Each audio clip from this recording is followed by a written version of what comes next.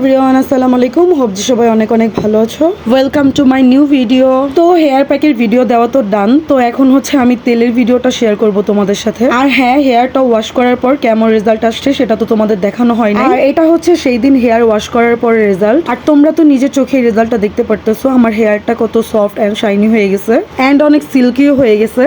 আর এইখানে আমার কিছু বলা লাগবে না, আপু হেয়ার প্যাকটা আর হেয়ার অয়েলটা যে যে ব্যবহার করছো তারা অবশ্যই জানো রেজাল্টটা কেমন আসে। আর হ্যাঁ, আরেকটা কথা, এটা কিন্তু কোনো প্রমোশনাল ভিডিও না, আমি ইউজ করার পর অনেক ভালো রেজাল্ট পাইছি, তাই হচ্ছে তোমাদের সাথে শেয়ার করলাম। আর তাছাড়াও তোমরা অনেকেই হচ্ছে আমার ইনবক্সে নক করছো এবং হচ্ছে অনেকে আমাকে রিকোয়েস্ট করছো একটা ভিডিও মেক করার জন্য, তাই তোমাদের সাথে ভিডিওটা শেয়ার করলাম। তো যাই হোক, আমি আগেই বলছিলাম আমি হচ্ছে কোনো হেয়ার অয়েল কিংবা হেয়ার প্যাক অ্যাপ্লাইয়ের আগে চুলটাকে ভালোভাবে আঁচড়ে নিই আর সিলিকনের একটা ব্রাশ দিয়ে হচ্ছে আমি ভালোভাবে স্ক্যাল্পটাকে ম্যাসাজ করে নিই। তারপর হচ্ছে আমি তেল দেওয়ার জন্য এমন একটা অয়েল অ্যাপ্লিকেটরের বোতল নিয়ে নিই। তারপর সেই বোতলের ভিতর আমি হচ্ছে তেলটা ঢেলে নিব।